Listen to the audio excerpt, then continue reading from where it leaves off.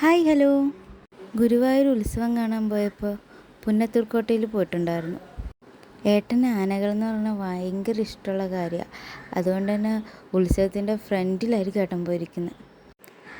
നല്ല വെയിലുള്ള ടൈമാണെങ്കിലുണ്ടല്ലോ, അതിൻ്റെ അകത്ത് നല്ല തണുപ്പായിരുന്നു. നല്ലൊരു പോസിറ്റീവായ ഒരു അറ്റ്മോസ്ഫിയറായിരുന്നു അവിടെ ഉണ്ടായിരുന്നത്. എനിക്ക് ആനകളെക്കുറിച്ച് വലിയ ധാരണയൊന്നും ഇല്ലെങ്കിലും ഞാൻ ചെന്ന് നിൽക്കുമ്പോൾ ഏട്ടൻ എനിക്ക് പറഞ്ഞെടുത്താ ഇത് ഇവനാണ് കേട്ടോ, ഇത് അവനാണ് കേട്ടോ, ഇവന് ഇങ്ങനത്തെ ഒരു പ്രത്യേകത ഉണ്ട് കേട്ടോ എന്നൊക്കെ. അവിടെ ചെന്നപ്പോൾ എല്ലാവരും ഓരോരോ തിരക്കിലായിരുന്നു. ഭക്ഷണം കഴിക്കുന്ന തിരക്കിൽ, കുളിക്കുന്ന തിരക്കിൽ, കളിക്കുന്ന തിരക്കിൽ, ഡാൻസ് ചെയ്യുന്ന തിരക്കിൽ. ഈ പുള്ളിക്കാരനാണെങ്കിൽ എങ്ങോട്ടോ പോകാനുള്ള ധൃതിയിലായിരുന്നു. അപ്പോൾ തനിക്ക് വേണ്ട ഭക്ഷണങ്ങൾ ശേഖരിക്കുന്ന തിരക്കിലായിരുന്നു പുള്ളിക്കാരൻ. ആൾ ഭയങ്കര കാമായിട്ടാണ് തോന്നിയത്. കാരണം പാപ്പൻ പറയുന്ന ഓരോ കാര്യങ്ങളും അക്ഷരം പ്രതി അനുസരിക്കണ കൂട്ടത്തിലായിരുന്നു.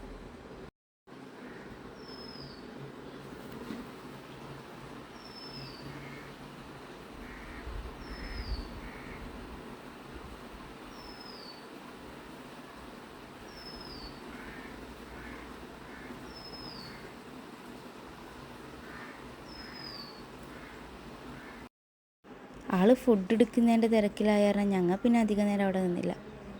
അപ്പുറത്താണെങ്കിൽ ഒരു കൂട്ടം ആൾക്കാർ ചുറ്റും നിൽക്കുന്നു. കാരണം എന്താ, എവിടെ ഒരാൾ ഡാൻസ് കളിച്ചുകൊണ്ടിരിക്കുക. ഏറ്റവും കൂടുതൽ കുട്ടികളായിരുന്നു ചുറ്റും നിന്നിരുന്നത്. കാരണം ആന ഡാൻസ് ചെയ്യുന്നത് അധികം കാണാൻ പറ്റുന്ന കാഴ്ചയില്ലല്ലോ. സംഭവം എന്താണെന്ന് വെച്ച് കഴിഞ്ഞാൽ പുള്ളിക്കാരൻ മതപ്പാടിലായിരുന്നു.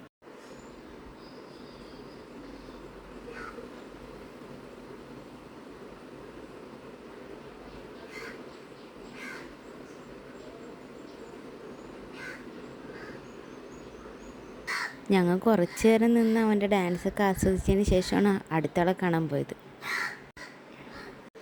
ഈ ആനയെ കണ്ടപ്പോഴാണ് എനിക്ക് കുട്ടിക്കാലം ഓർമ്മ വന്നത്. പണ്ട് ആനനെ വരക്കാൻ പറയുമ്പോൾ ഞാൻ ഇതുപോലത്തെ ആനനെ വരച്ചിരുന്നത്. ഒരുപാട് സുന്ദരന്മാരുടെ കൂട്ടത്തിലൊരു സുന്ദരി, നല്ല കറുപ്പ് നിറമായിരുന്നു. അതിനേക്കാളും നല്ല സുന്ദരി കുട്ടിയുമായിരുന്നു.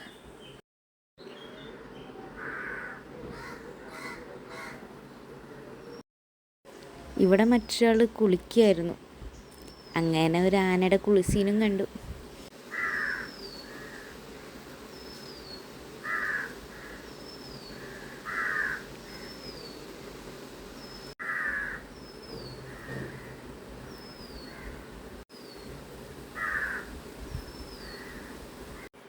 ഇവിടെ ഒരാൾ ഇഷ്ടപ്പെട്ട എന്തോ നല്ല കഷ്ടപ്പെട്ട് എത്തിച്ചെടുത്ത് കഴിക്കുകയാണ്.